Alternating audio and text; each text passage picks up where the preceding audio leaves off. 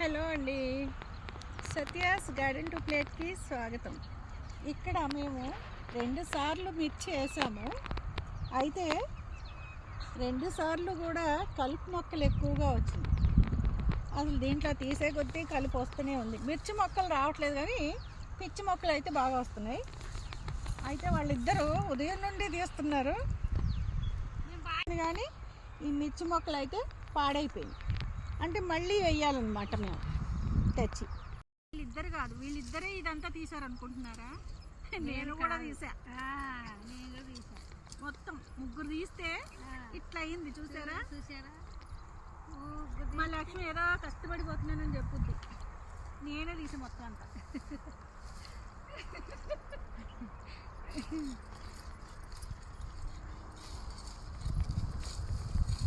Farming చేయడం అంటే ఇట్లా చేయాలి.